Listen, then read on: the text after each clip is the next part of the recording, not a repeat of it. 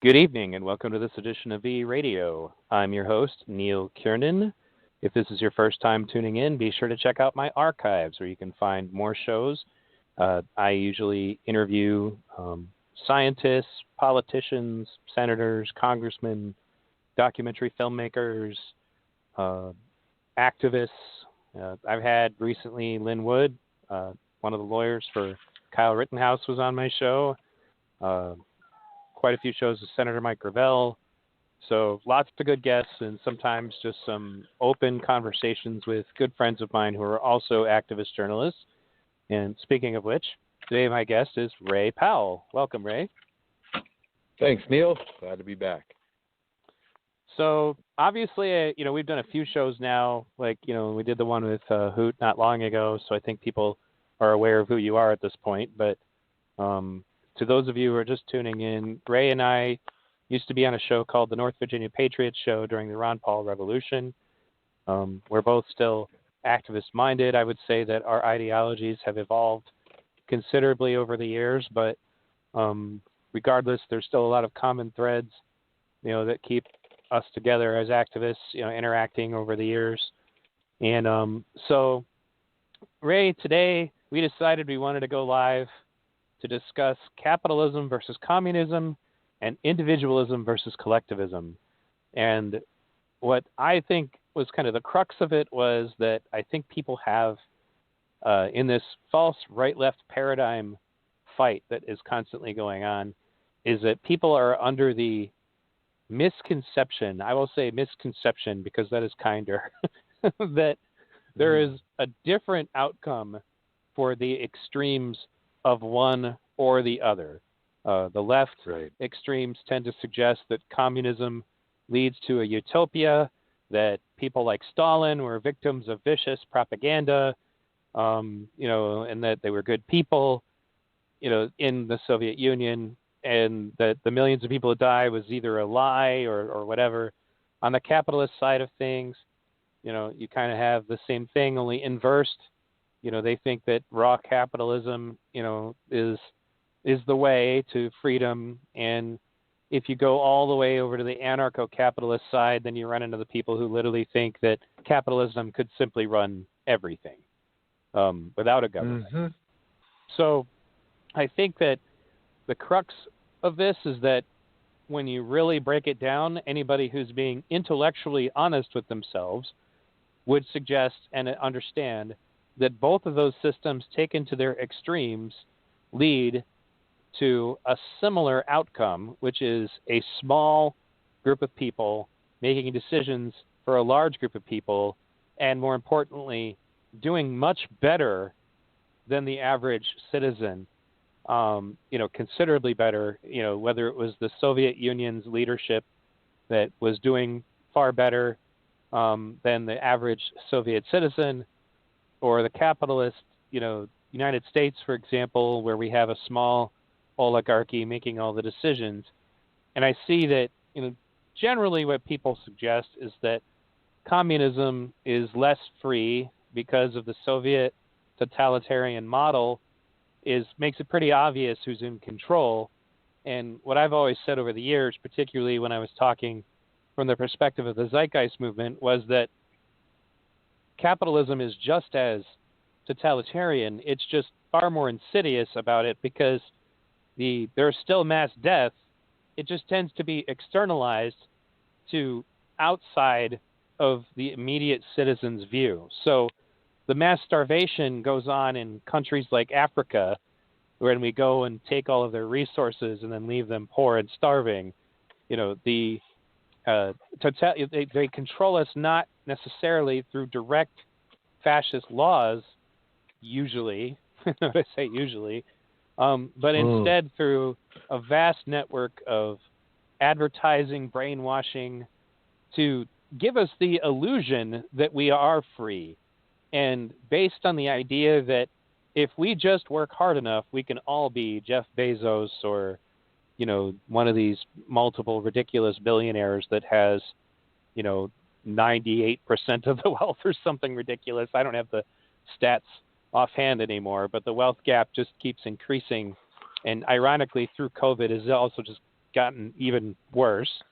So anyway, that's kind of the baseline of this, and we'll also talk about individualism versus collectivism, because these two things tend to be considered to be linked as if they are basically the same thing, the communist being collectivist and individualism being capitalism, etc.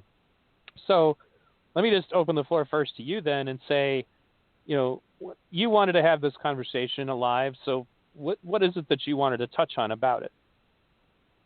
Yeah.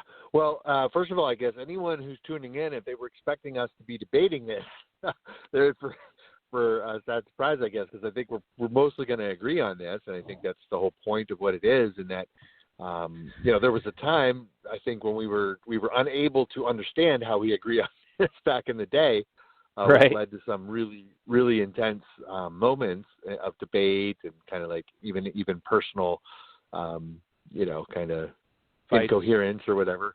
But yeah, it's like at this point, it's pretty obvious to me that there's synergies to be found within. There's good things about both of these, in terms of individualism and collectivism. There's principles within those philosophies that are critical to understand and that are good principles, and there's principles that are in both of those philosophies that are false in the same. If you want to use a dichotomy of capitalism versus communism, you have the same thing there: good things and bad things.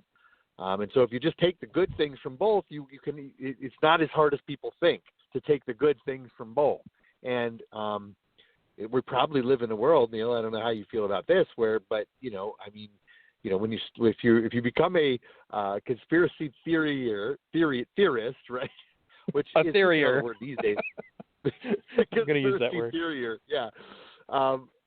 These days, which is like the replacement for what used to be called investigative reporting, right? But if you go down the rabbit hole and you do understand certain terms, like you can come to the realization of the usage of the Hegelian dialectic in the power circles of elite, to where they understand that there's a desired goal for a centralization of power, and you'll see that when no matter how you talk about individualism or collectivism or communism or capitalism, the downside of where they lead is a centralization of power to where you have an elite class controlling everybody. And so the actual elite class that is able to exist in the current socioeconomic paradigm has actually done the research to understand that if you want a certain synthesis, if you want to move the population of the world in a certain direction, and you can control the public discourse through, in this modern day, through controlling the media, you can create what Hegelian described as the thesis, what Hegel was his name. Hegel described as the thesis on one side, and you can create the antithesis on the other side, and then you can generate a battle between these two sides to where they finally arrive at the synthesis, which is the thing you wanted all along. And so, I'm pretty sure that the stark divide that we feel about these subjects is really just a result of that at the end of the day. I think that it's important that people consider for a moment that both of these systems have, or especially during the Cold War, had a extensive amount of propaganda being shared about them. And in the Cold War in particular, I remember thinking that, just some really terrible stuff about what was going on in Soviet Russia, and not that it was a paradise by any means, but, that things that ended up being obviously untrue when the Iron Curtain fell. But on the same token, I'm sure that people in Russia had some pretty messed up views about what was going on over here. And there was people in many ways, and this is one of the reasons why I did my Independence Manifesto video. I don't know if you ever watched it, but people who are tuning in, you can check it out on my YouTube channel. But it had to do with the left-right paradigm being a situation that's essentially built on getting people to be tribal about their beliefs. And then you get packaged with these ideas that don't necessarily suit you, but you feel like you're forced to pick one or the other, kind of like our election. Right. It's Like election night. these days, if you say anything bad about Trump, then you're obviously a Democrat and support Joe Biden. If you say anything bad about Joe Biden, oh no, worse, you're communist. You're You're a communist. You're not just a Democrat. Right. Yeah. That's Totally. and that's the funny thing I kept saying to people about the election was that when I was watching the debates, the biggest lies that were told by Trump and Pence were not actually as much about policy as much as they were about them accusing Joe Biden and Kamala Harris of being Bernie Sanders. And I was like, no, you're so wrong. Yeah, not at all. I was like, True. both of them kept saying things like, you support the Green New Deal, you support Medicare for all. And I'm like, no, they don't. That's why we didn't vote for them. It's like, come on.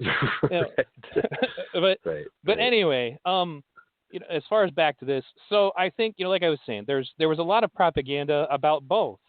And I think that both, and if you get onto one side or the other of that, you don't believe anything that the other side said because it must be propaganda, which is why, these deep communists that I run into who are in Antifa and groups like it, especially the Stalinist ones, and I have to say, I was kind of shocked that there are enthusiastic Stalinists in the world, but there are. And, one of them even just openly said that, none of the people he killed were innocent. They were all like, stingy landowners. And, and I said, you're not going to really get too far with me if you're defending Stalin and saying he was just doing a good job of killing the right people. And he's like, no, what you don't understand is that he should have killed more. And I'm like, okay, it was yeah, screw like 80 you. Million people. Let's get real. It's like 80 million people, right? Yeah, and it's the thing that is, when it comes to trying to understand what happened is that because Jordan Peterson is somebody I listen to about some things and then not others, but he's really hard on communism. His big problem, though, is any kind of totalitarianism. He's against all of it. But I almost had him on my show at one point. I really wish that had happened because, what I wanted to say to him was like, it's not the idea that people could work together towards mutual interest that gets millions of people killed. What got millions of people killed was identity politics, was identifying the enemy and then taking them out and shooting them in the head. And I talked to Aaron about this too, is that the cause of the famines in the Soviet Union wasn't a failure to share. That was the propaganda that got spread, was that they just didn't have enough food for everybody, so they started killing people. That isn't what happened. What actually happened is very similar to what is happening in South Africa, which is they kill off or chase off all the farmers, and now the people of South Africa are begging the people to come back and do the farming, but to be white, because now they have massive starvation because they took the land, but they don't know how to use it. And that's exactly what happened in the Soviet Union.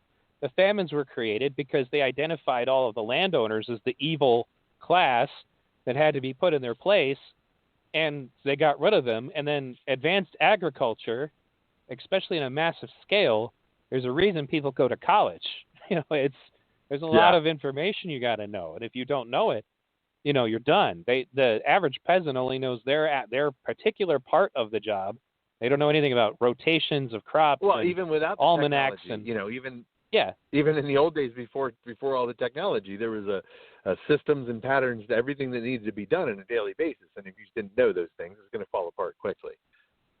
Well, right, but anyway, that's an element of that, and I don't know enough about what was said by the Soviets about the capitalists, but I mean, I think, it's at the end of the day, those two dueling ideologies, I think they both had people with nefarious interests who maintained a situation where they were told that eventually you can be like us if you just play the game right. And that's right. In the communists, it was like, we'll all be equal eventually, we promise. And with the capitalists, it's, you can all be rich and powerful eventually, we promise. And they're both lies. Yeah, totally. Yeah, that's right. So absolutely. Go ahead. These systems are designed to centralize power. And the fundamental thing that's happening on the planet that I think it's ripe time for us to just get real about what's happening on the planet in terms of the game we play and how the strategy to win that game, right? It's pretty simple if you ask me these days. We are playing a game on the planet where you win the game by having the most money and getting the most power. So getting money and getting the power is the game we play on this planet. And I don't care if you say you're saving the trees or saving the oceans or the dolphins, or you care about hunger, or even if your heart is the best intentioned, if you are working in this modern global socioeconomic paradigm, no matter what you attempt to do, at the end of the day, it is making money and getting power that ends up being the overriding factor towards what drives your decisions.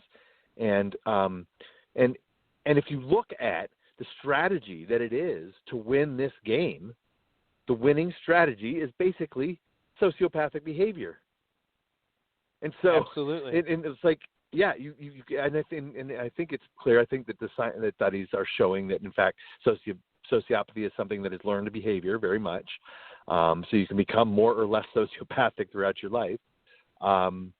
And, so as you go down the road of wealth and power, you find yourself in the position to make more and more decisions over more and more people that are going to affect more and more people. And as you prove your ability to make decisions that affect the bottom line for your masters, whoever they may be in corporations and government, whatever it may be, as you show that you're willing to make the decision that hurts people but that wins for the central powers, you will find yourself moving up the pyramid, having done more and more horrible, inhumane, disgusting acts of depravity, and you win. You win the game by doing this. So we live in a system that actually encourages that kind of behavior, and then we actually see this behavior playing out on the lower rungs of the pyramid, though, with this shitty behavior that people will have amongst each other to get into especially in these identity politics wars, right?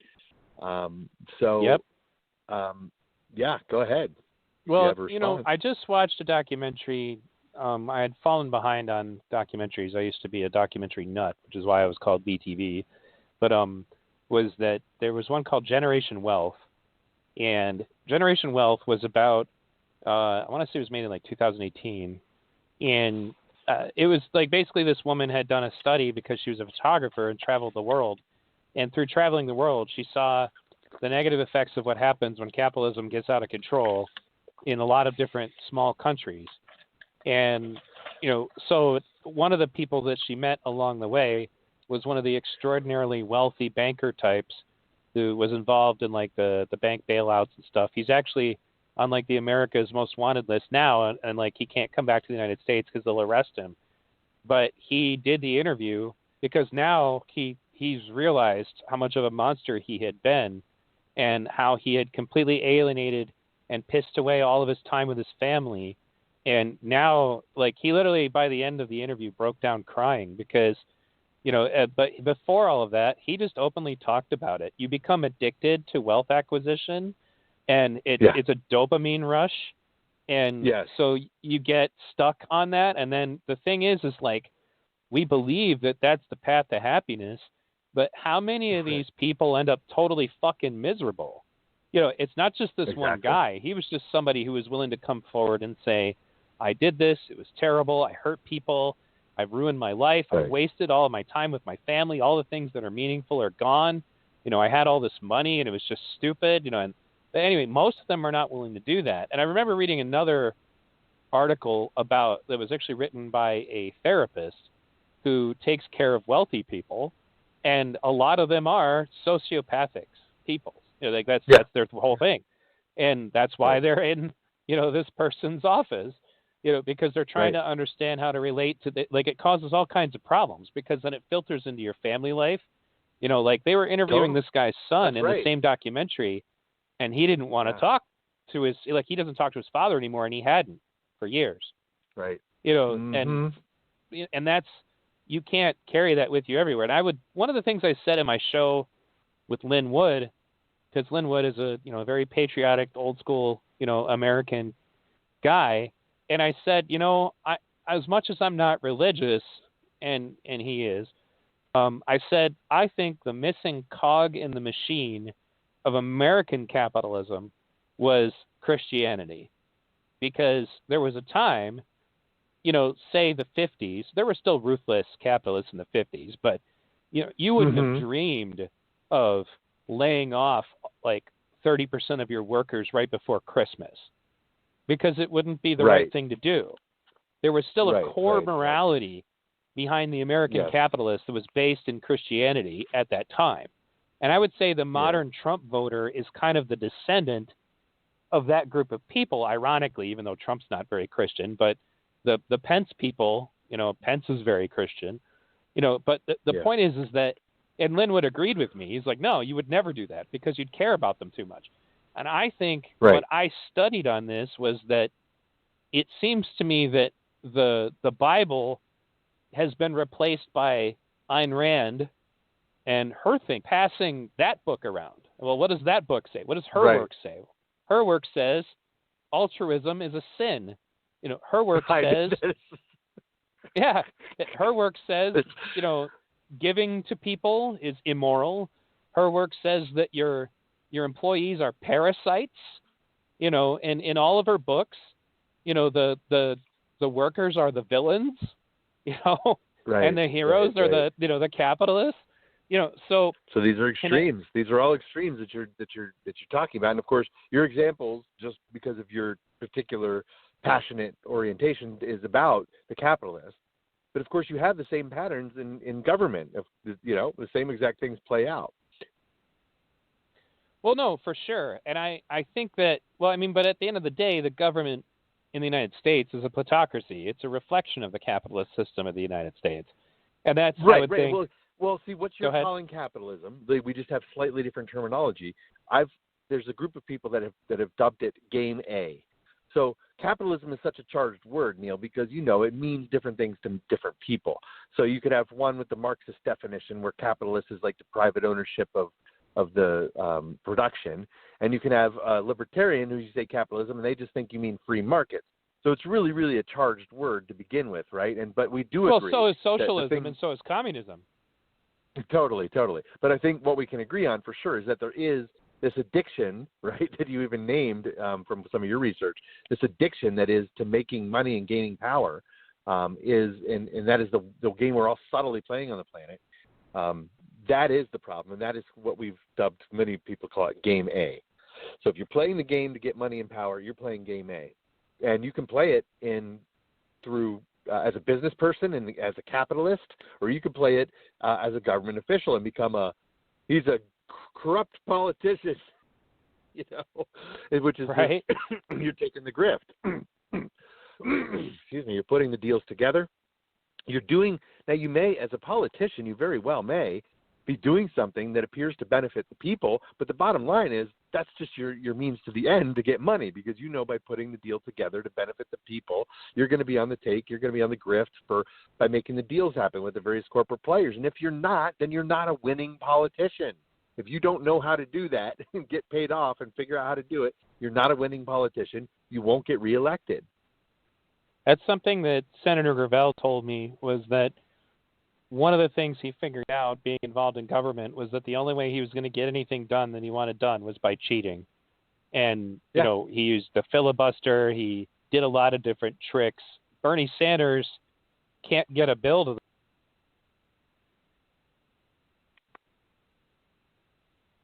Hello? Golly gee, I don't know if we're on the air or I'm on the air. enhancement added. You still there? Oh, there we go. We're back now. Yeah. For some reason, sorry you cut about off that. for That about might have been 10 seconds. That might have been my internet. So I'll repeat what I said, because if you didn't hear me, they may not have heard me either.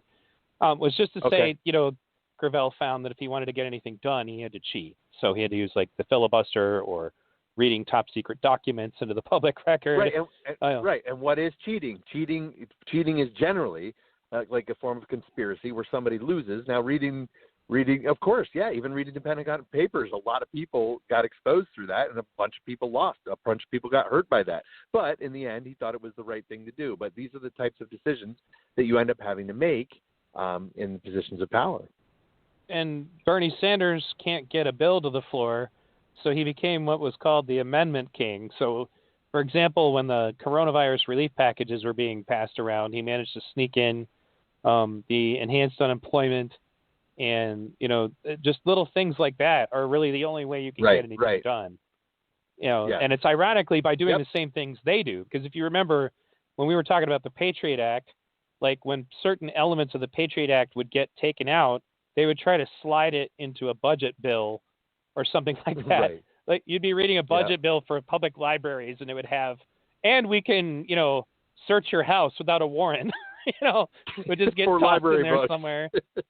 Yep, exactly. If we believe that you may have that you may contain public books in your house that are public property, we get the right to search your house and name your firstborn. But those are all, basically that's something that I've been trying to point out to people when we talk about right-left was the coronavirus response is a perfect example of why there's really not that much distinction in the two parties as far as to how much they actually give a shit about us. And, like in the very, very, very first relief packages, and I put that in quotes because they didn't really give us much, but was the Democratic House passed 2 weeks of paid sick leave and then slid language in there that said that only companies with less than 500 employees would have to pay it. So literally only small businesses would have to pay it. And then that moves on to the Republican-controlled Senate, and they come up with the $1,200 checks, but they put language in there so that people with no tax liability would only get $300. So that's not just poor people, it was elderly people. Basically, that's like, I can tell you that because that's what I would have gotten.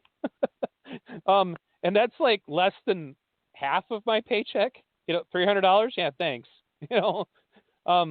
But both sides did this. And the funny thing is like, I know this because I ran for Congress and I read the shit myself, but to the average citizen, they don't know anything about that. They know about, well, my side did this, your tribe did that. They don't know about who actually, did anything to help them. And the only reason those bills ended up getting anything to help anybody was because partisans who snuck things in, like Bernie, and not just Bernie, there are other people who do it, but, got anything done. Yeah. And we're so divided into thinking of it that way. Like with this current stimulus shit, both sides are equally at fault for why it's not getting passed. And they're both trying to point the fingers at the other side. Always. But I think when you read back this, to your point, though, go ahead. Yeah, getting back to your get anything done, you have to cheat. Basically what that means is somewhere along the line that cheating is leading to somebody getting rich off that, right? And if actually what it turns out as a politician, if you're not willing to get your piece of the action, you're probably not very respected, and you probably won't get a lot of donations to get reelected. They want to know that you're on the take because they want to know that you're as corrupt. And so it's just sociopathic behavior at the end of the day.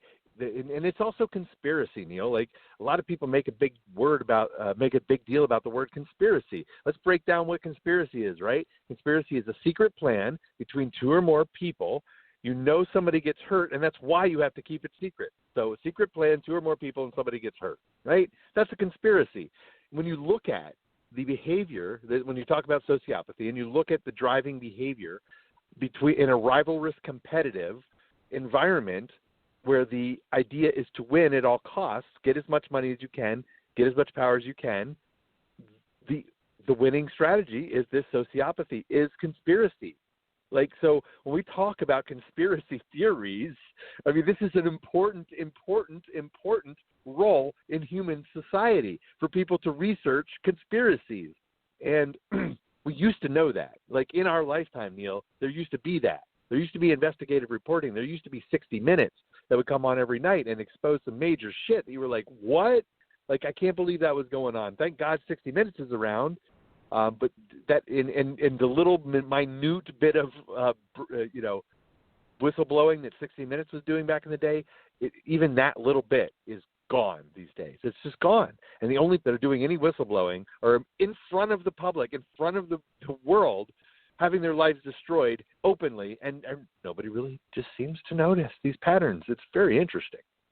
Well, yeah, and that kind of brings us back to the capitalism and communism argument. I remember I was watching this film called, I think it was called Iron and Silk, and it was actually based on a true story about a guy who traveled to China, and he was an English teacher, and he went to China because he wanted to study Kung Fu.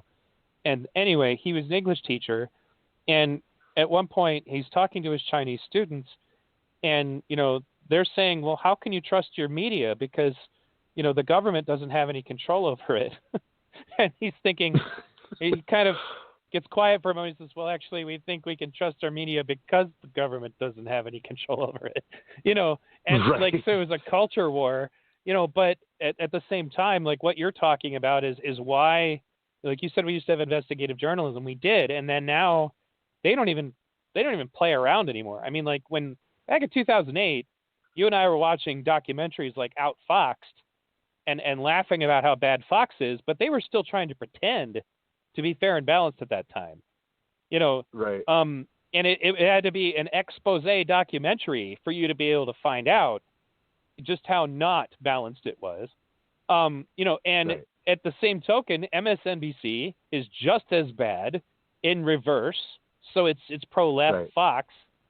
They don't even attempt to do anything. And if you that's actually a good example. So in order to get good news for me, if I want something that sounds kind of mainstream, like I listen to Crystal Ball and Sagar. I'm not going to be able to say his last name, but they do a show called Rising, and she's a progressive Democrat, and he is a populist Republican, and they work together to tell the stories from their perspectives, and they're still reporting on the Epstein trial.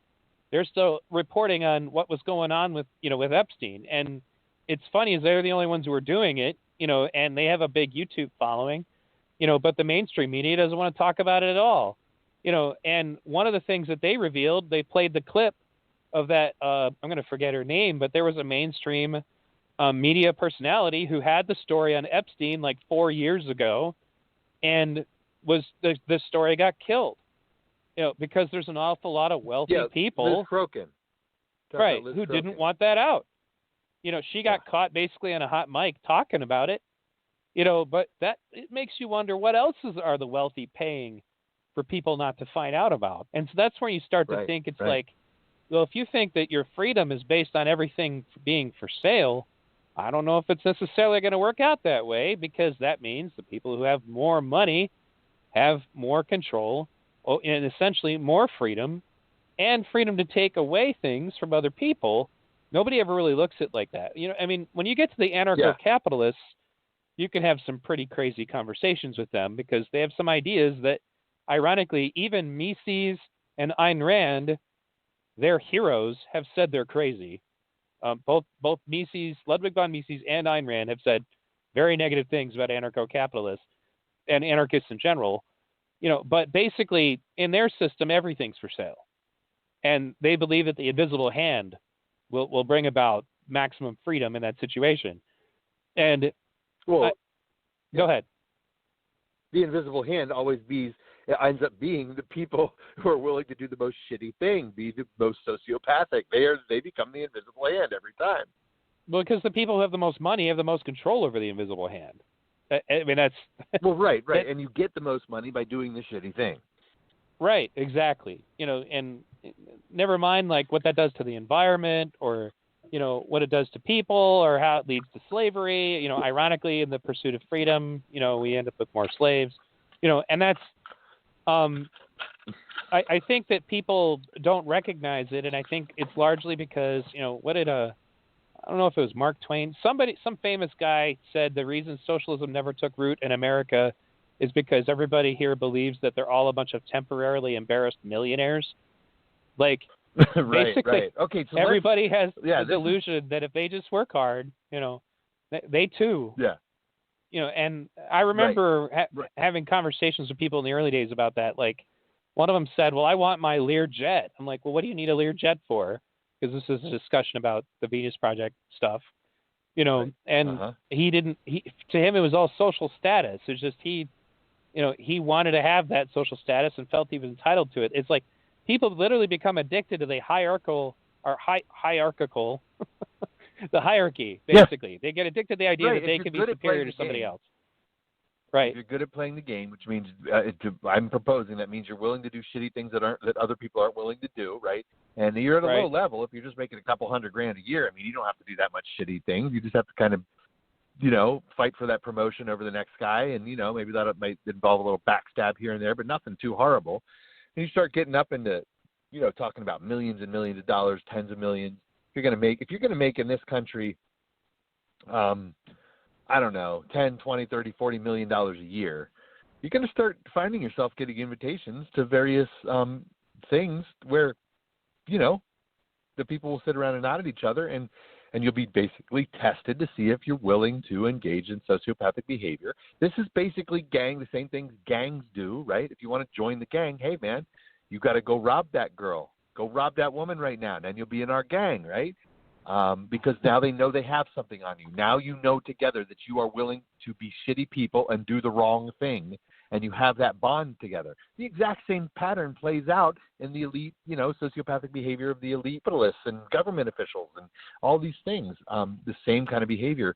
And I have no doubts whatsoever that goes as extreme as, this kind of pedophilia, doing these things with children, and even to the point of the human sacrifice. I have no problem believing in any of that stuff, Neil, that it can and does go that far eventually. But lest we lose anybody on that stuff, I'm wondering if we can get back, because you started to talk about one of the key points about the Americans are temporarily embarrassed millionaires. So, like the unique and interesting thing I proposed that made America great in the world for 100 years or something was that attraction to individualism, right? You have a chance to embrace individualism and get away from collectivism, and then that kind of created its own perversion ultimately at some point along the way.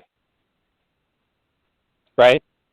No, I agree. Okay. I think that I think that individualism taken to its farthest extreme creates some pretty tyrannical shit. The funny thing is when you think about it, ironically, a dictator is absolutely an extremist in the individualism camp. People don't think about it like that, but it is. Yeah. It's taken to its fullest extent, and I think that basically, when you come to collectivism, it has its own problems, obviously, because then the individual's issues can be, put to the side. So you have to have a balance That's right. of those things.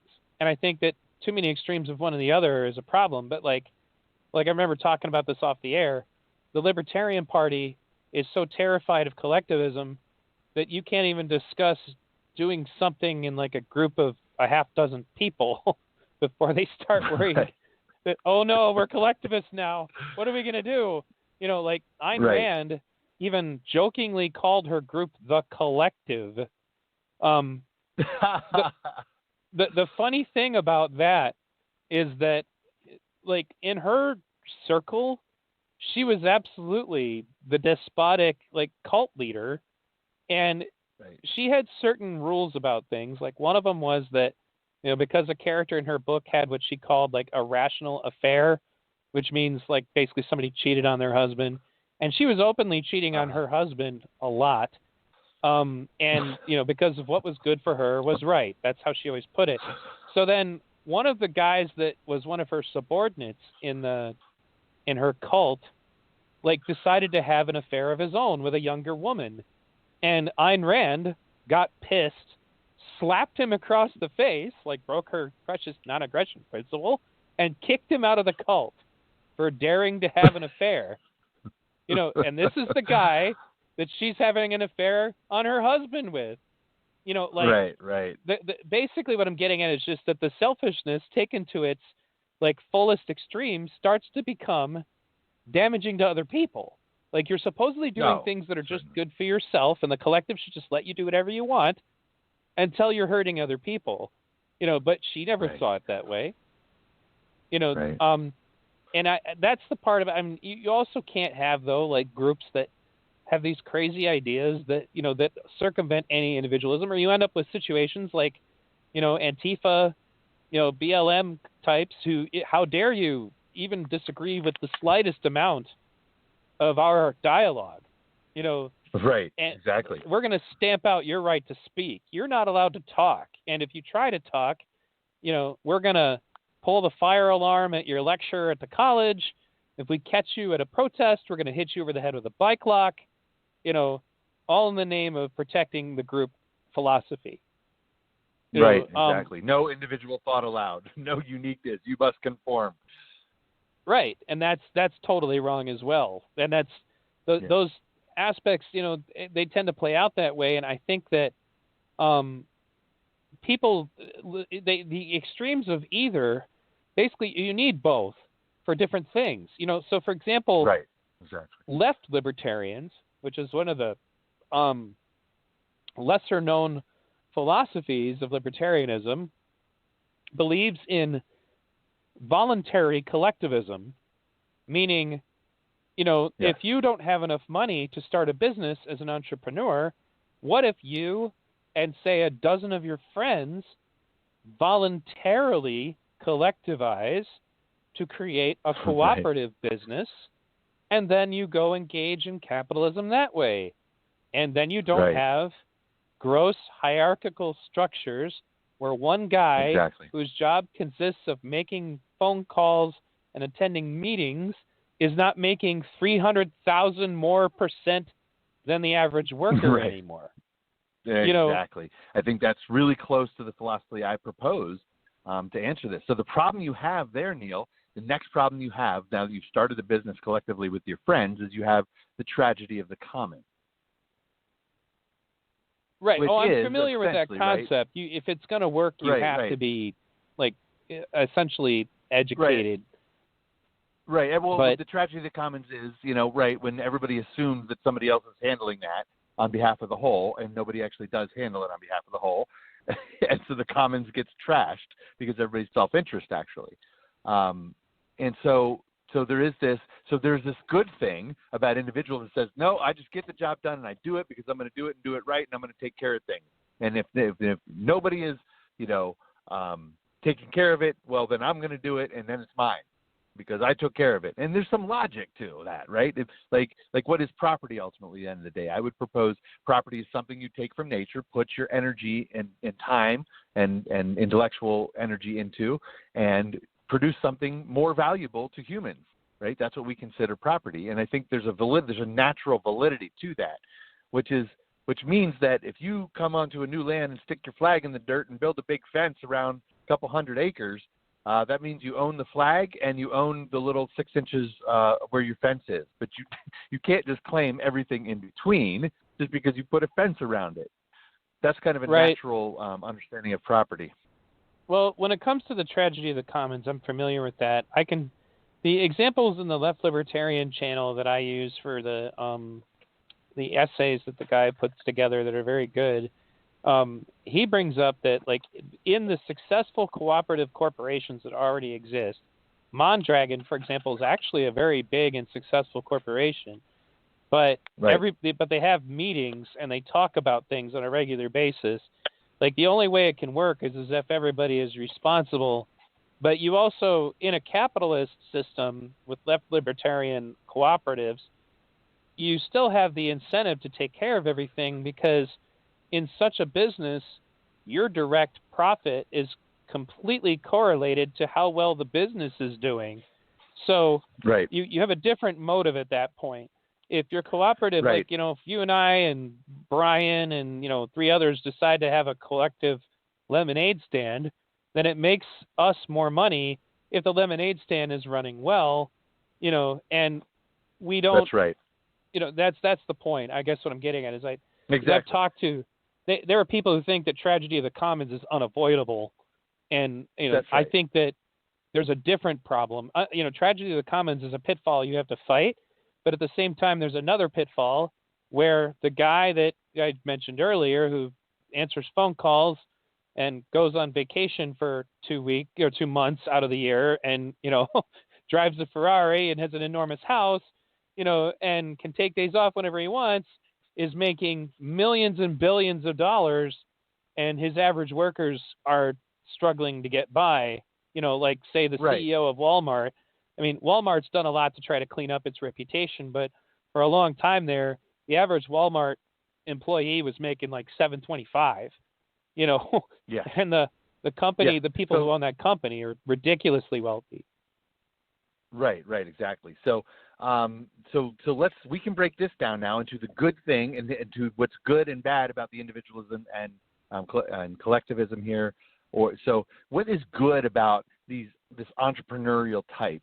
Right? There's something valuable they offer the world, and it's a clearly naturally valued thing because they because it's needed and it happens and people follow them consistently, right? And so the thing that they do well, these entrepreneur types, is they can look at complex systems and look and understand how to create efficiencies within those complex systems, right? That's basically what a business person does. They say, well, look, I see how apples are going from the farm to the grocery store, and there's a much more efficient way to do that. And if I can do that, I can sell the apples for cheaper and still make a profit, and still everybody gets their apples cheaper, and the farmer gets even paid more. If you can pay the farmer more, sell it cheaper to the consumer, and get a cut, guess what? You have just created an all-win efficiency. And of course, now we do need to consider things like, are you affecting the environment, the nature, the earth itself, animal life, things like that. If you're fully caring individual, but there are ways. There are people who do have this skill to identify efficiencies in the system, make a net gain for all life, and what happens in those situations is when they do that, people are like, "Wow, thank you so much. You made it better for all of us. We're so glad that you're getting rewarded because not only did you make it better for us, but you found a way to reward yourself in the process. Bravo, brother." But what happens is that person had that clarity in that moment. And in our modern society, what we've allowed to happen is that person kind of finds themselves in this position of being, okay, do it again now and do it forever because that's your only job and the only thing you need to do. And they believe that about themselves because they've done it once or twice, and they believe that they're the only person to create efficiencies, and they're the only, and they start to think of themselves as smarter and better, and maybe they are good and more this, deserving. But yes, they find them right, and it becomes a whole attitude thing, and then it really becomes problematic when their wealth passes to the next generation, to their children, who didn't have to do anything to create a net win for the world in order to get this wealth. So. This is not natural. There is a tension there, and the natural thing that humans want to do when they see that is bring that person down and take them down off their pedestal, which is healthy behavior. They should be brought down, right? There should be a reward for creating efficiencies in the system that's an all-win for all life, but you don't need to get multi-generationally rich. Right. No, I definitely agree with that. You kind of mentioned a little bit earlier about like what amounts to like how much is enough too. Like they don't. Honestly, because I have some very wealthy family, like my grandmother owned the majority of the orange groves in California at one point. That's how wealthy she was. And I remember talking to different like relatives of mine, like my older brother, for example, he could have had his college paid for by them, but if he was to do that, he kind of becomes like part of their cult. Like, is in that part of the family kind of determines who you're allowed to date, and you need to go to all these functions, and like it basically takes over your life. If you're going to sell out to them, you need to become part of their entourage. And he said he had no interest in that. Club. Right. Most of the conspiracies we see, which is the shitty sociopathic behavior, right? Most of the conspiracies are based around access to information. If you have more information about what's happening in the economy or what's happening in some business system, you can take advantage of it over other people. And so you need to they need to have something on you. They need to have some reins on you. It's a very basic gang behavior that, as we described earlier. Right. And so he just decided he didn't want any part in it. But one of the things that he understood was that he would encounter these people that it's like, unless you're making a certain amount of money, you're not even the same species as far as they're concerned. Right. Like exactly. they stop thinking of you as even human. Like that's right. I mean, you can see how that they, in the without elite, a pen clearly. stroke can, But that's what does that sound like? Well, that sounds like somebody running a gulag, killing 1 million people, doesn't it? And when you talk about like in the very beginning, this was one of the things I would say was scariest. When the COVID-19 initially came out, and if everybody, right and left, had not yet taken sides on the issue as far as to whether or not it was legitimate, that wasn't part of the dialectic yet. But what I remember distinctly was a couple of major things. One of them was how many people, because initially I was like, Jesus Christ, if this is what they say it is, this could easily kill my daughter. I was really worried about it. And there were people that I knew who had literally, like my daughter had coached their kids. Like this is how much they knew her. And they knew that she had a breathing problem, and they just kind of said that's too bad. Like it was, and so it wasn't just about my daughter; it was about anybody. Like if we went with all of the worst You're talking possible about wearing projections, a mask. this was before they were even talking about that. This is like I'm talking about very beginning. It's not just about wearing the mask. It wasn't about that. And again, this is not an endorsement of whether or not it was real or not. Let's go under the assumption here that this is bad, and that's what everybody initially believed. And people were facing the fact. Sure did. Well, right, and they were facing the fact that this could kill millions of people, and a lot of my capitalist friends were just kind of saying that's what was just going to have to happen, you know. And like there was a lieutenant governor of Texas, for example, who came out and said that your grandparents are willing to die for capitalism, you know, and he didn't use those exact words, but that's what it amounted to. Now, what I'm getting at is that these are people who knew my daughter could die and were just kind of like, yeah, that's too bad, you know. And what occurred to me, ironically, and I remember making this point, and it pissed some people off, but they couldn't really argue with me. I said, you know, because like not but like a month earlier when Bernie was still in the race, I would post stuff on my Facebook wall in favor of Bernie and his ideas, and they would be freaking out about communism and killing millions of people, and how because the common propaganda understanding was that millions of people were murdered in the name of saving the communist economy. That's what they believe it was. Now we have this pandemic that could kill millions of people, and I guess they're just going to have to die to save the capitalist economy. And they didn't like the irony of what I was pointing out, but they couldn't argue with me because it was the exact same thing. Right. This pattern of sociopathy, this even you could go psychopathy when you really have the ability to just dehumanize large swaths of the population has really come prevalent with this COVID thing, and I think that really gets us to face some of the shadow. I think every one of us has in the back of our mind that group of people, that one group. I mean, I'm a nice person, I care about people, but you know, if that one group of people, if they were just like dead, like I think the world would probably be a better place. You know, I'd be cool with that. And then, you know, it seems innocent, right? But if you really consider that the elite on this planet have the same perspective, it's just that the group that they think could just as easily die is literally 99.9999% of the population. It's the same thought process. They just happen to be slightly more extreme about it. But, you know, really, we've got to face the common shitty behavior and the shitty way we think about our fellow humanity if we are going to get any better on this planet. Well, right. And that's, you know, I think that it's important that people recognize this dark side of capitalism is just as bad as the dark side of communism, you know, and that and I still stick with my point of what's more insidious about it is that people don't realize it right away, you know, but for example, Elon Musk, like pre-COVID, you know, was a different guy than Elon Musk post-COVID.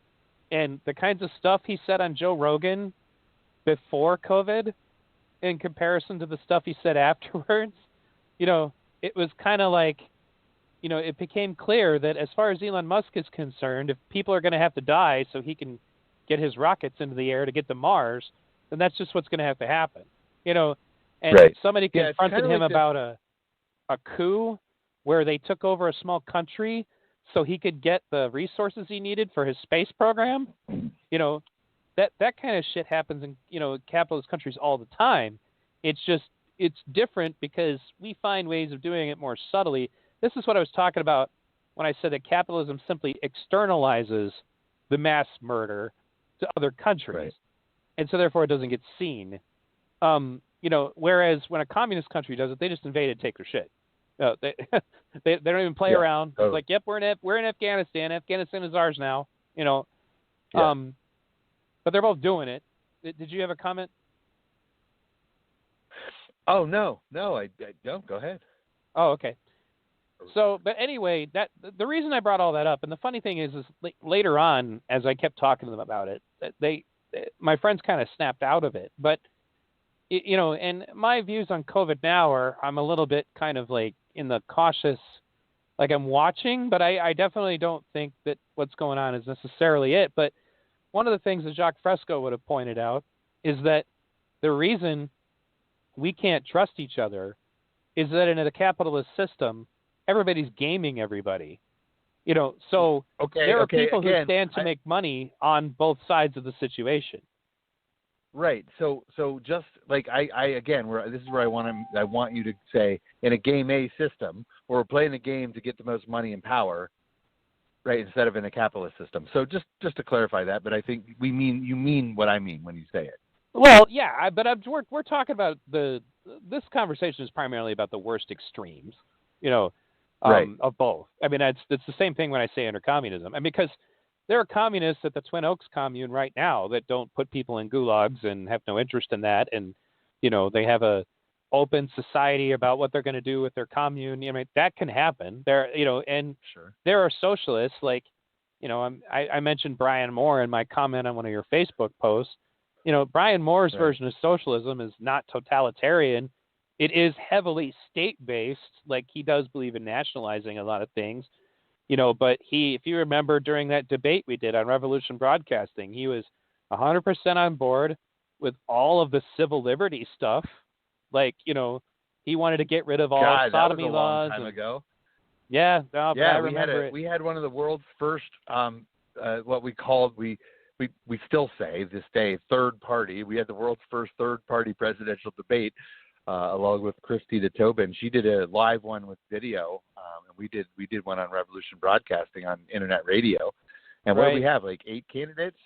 Yeah, there was an independent, there was Chuck Baldwin, there was, But that's my point is that awesome.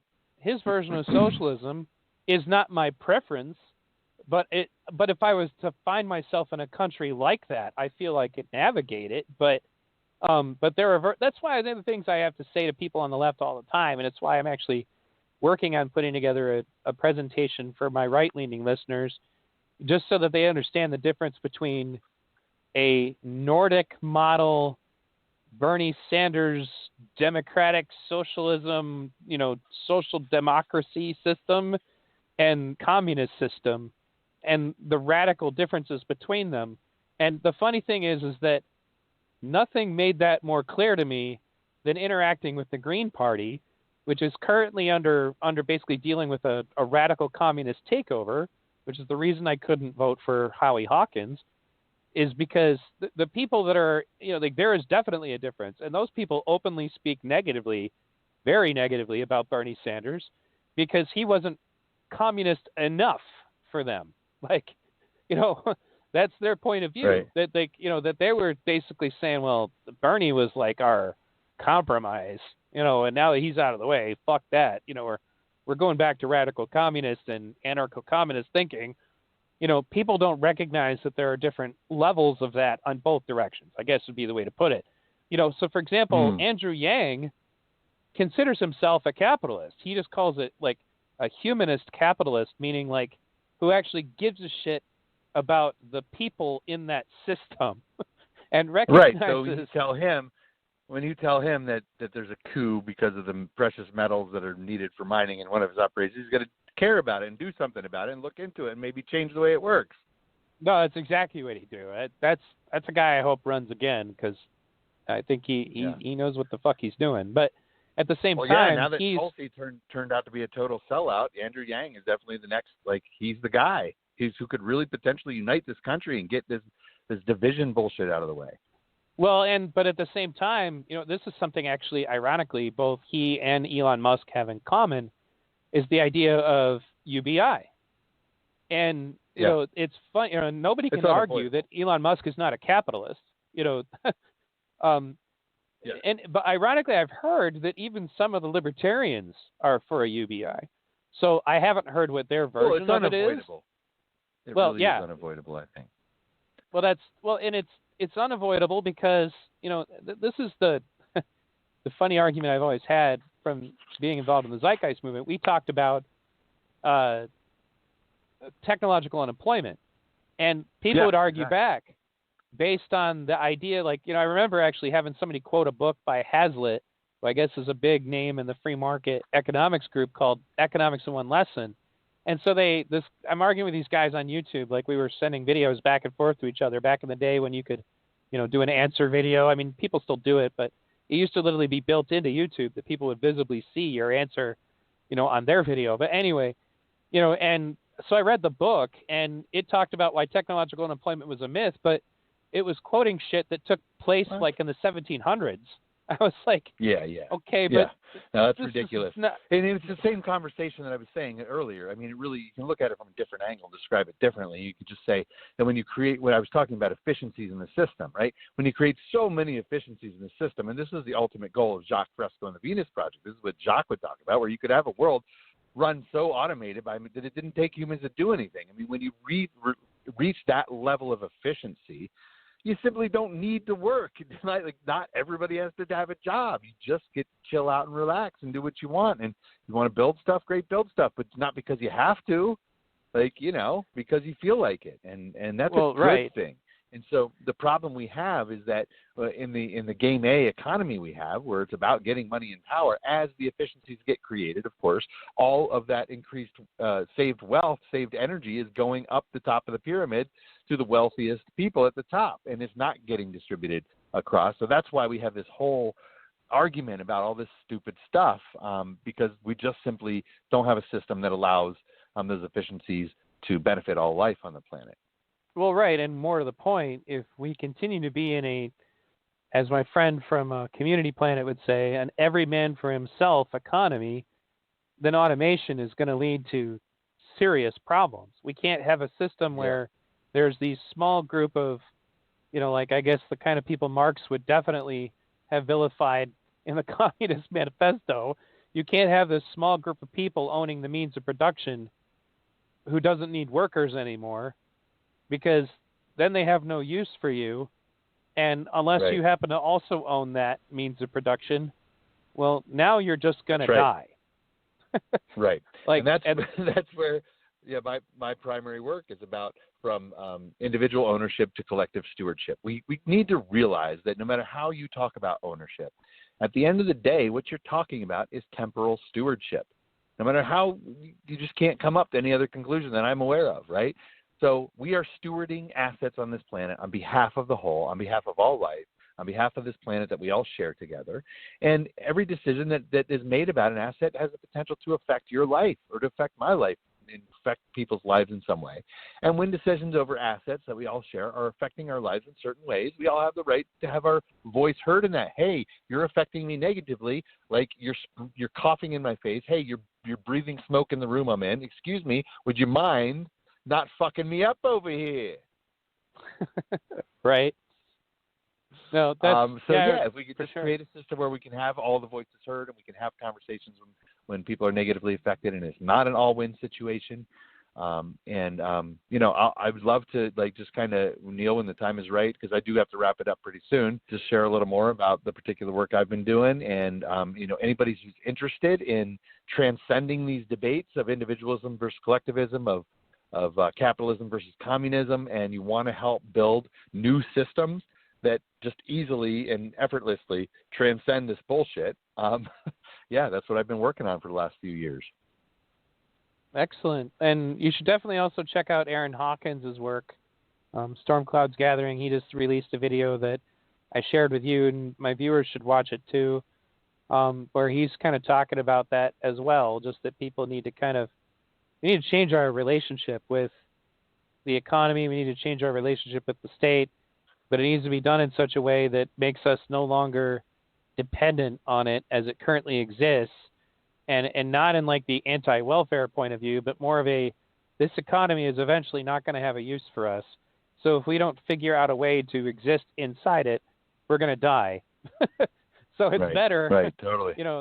That's how I used to explain the Venus Project to libertarians. But anyway, go ahead. I know you got to go soon. Yeah, no, I look forward to connecting with Aaron. I haven't talked to him, I think, 2012 when he moved to the island. I talked to him when he was down on the islands, and there was a major storm, and he went offline, and I never heard from him again. So I'm glad to know he's alive and he's still at it, because he's certainly brilliant. And the work I've been doing is all on the URL protocol.love. So you can just go there, and it just proposes the idea that it is through vulnerable transparency. So in all the interactions that we're all having with each other in the socio-economy, if we can bring great transparency and holopticism to that, everybody can see what's happening, and we can all come to our own independent judgments about how well that's going and who's being affected negatively. And we can actually algorithmically identify what I call rivalrous behavior. And that kind of behavior is the behavior that is basically, I'm trying to win a game now, and I'm not looking out for the best interests of all life anymore. I'm looking out for my personal interests. That's a rivalrous behavior. With the right level of vulnerable transparency in our socio-economy, we can actually algorithmically identify that rivalrous behavior and just adjust it. We don't have to get like it all bent out of shape about it, because this is just something that humans do. If humans are put in a group, from time to time, they're going to get a little selfish thought in their head, and they're going to start going down that road. And if it's allowed, they can be the winner of the game every time, right? But if we can just say, hey, you're doing that thing, Bob. You remember we agreed not to do that thing. Can we have a conversation about that and create a situation where you get what you want, Bob, and everybody else gets to win too? Like, this really is not inconceivable. And it literally, as a developer since 1980, I started programming when I was a kid. And with all that experience, and then my using a software engineering lens to look at human behavior and socioeconomics with multiple activist startups and multiple tech startups through the 2000s and 2010s, I was able to just identify these human patterns that work, and human patterns that get into rivalrous dynamics where we're competing with each other in kind of to win over rather than an all win. And I've just laid out all the details to how we can transcend these ideas, and it really doesn't seem that hard when we understand some of the fundamental concepts. And again, the URL is protocol.love. Thanks for coming on, Ray. I really appreciate it. It was a stimulating conversation as usual, and I will put a link to that in the description of this broadcast and into the YouTube version of it as well. So, but I look forward to hearing more about it.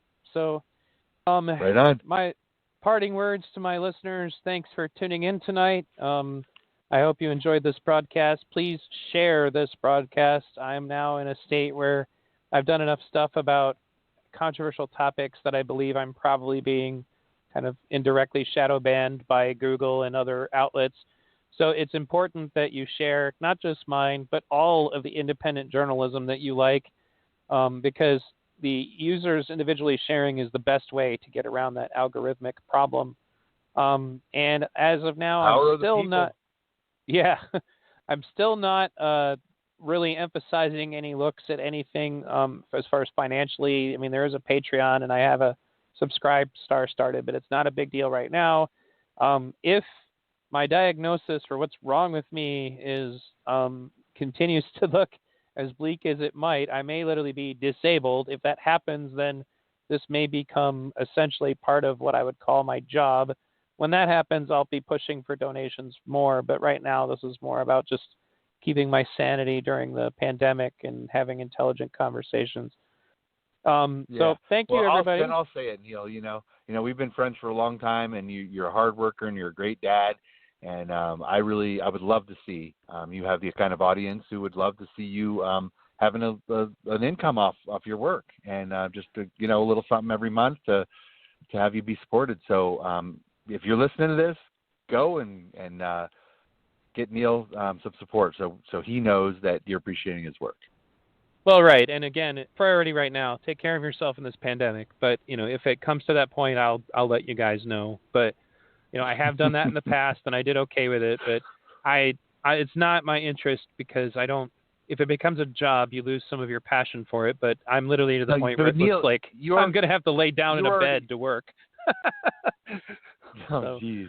You already said all that, though. I was saying the other thing, so you can let me say it. Okay, so Ray will be the dirty capitalist, and I will be the communist. Thanks for having me on, Neil. No problem. Okay, I'm going to play some George Carlin, and thanks a lot, everybody. But there's a reason. There's a reason for this. There's a reason education sucks, and it's the same reason that it will never, ever, ever be fixed. It's never going to get any better. Don't look for it. Be happy with what you got. Because the owners of this country don't want that. I'm talking about the real owners now. The big, the wealthy, That the real owners, the big wealthy business interests that control things and make all the important decisions. Forget the politicians. They're irrelevant. The politicians are put there to give you the idea that you have freedom of choice. You don't. You have no choice. You have owners. They own you. They own everything. They own all the important land. They own and control the corporations. They've long since bought and paid for the Senate, the Congress, the state houses, the city halls. They got the judges in their back pockets, and they own all the big media news, all the big media companies. So they control just about all of the news and information you get to hear. They got you by the balls. They spend billions of dollars every year lobbying to get what they want. Well, we know what they want. They want more for themselves and less for everybody else. But I'll tell you what they don't want. They don't want a population of citizens capable of critical thinking. They don't want well-informed, well-educated people capable of critical thinking. They're not interested in that. That doesn't help them. That's against their interest. That's right. You know something? They don't want people who are smart enough to sit around the kitchen table and figure out how badly they're getting fucked by a system that threw them overboard 30 fucking years ago. They don't want that. You know what they want? They want obedient workers. Obedient workers. People who are just smart enough to run the machines and do the paperwork and just dumb enough to passively accept all these increasingly shittier jobs with the lower pay, the longer hours, the reduced benefits, the end of overtime, and the vanishing pension that disappears the minute you go to collect it. And now they're coming for your Social Security money. They want your fucking retirement money. They want it back, so they can give it to their criminal friends on Wall Street. And you know something? They'll get it. They'll get it all from you sooner or later because they own this fucking place. It's a big club, and you ain't in it. You and I are not in the big club. And by the way, it's the same big club they use to beat you over the head with all day long when they tell you what to believe. All day long, beating you over the head in their media, telling you what to believe, what to think, and what to buy. The table is tilted, folks. The game is rigged. And nobody seems to notice. Nobody seems to care. Good, honest, hard-working people, white collar, blue collar, doesn't matter what color shirt you have on. Good, honest, hard-working people continue. These are people of modest means. Continue to elect these rich cocksuckers who don't give a fuck about them. They don't give a fuck about you. They don't give a fuck about you. They don't care about you at all. At all. At all. Yeah. You know? And nobody seems to notice, nobody seems to care. That's what the owners count on, the fact that Americans will probably remain willfully ignorant of the big red, white, and blue dick that's being jammed up their assholes every day. Because the owners of this country know the truth. It's called the American dream, because you have to be asleep to believe it.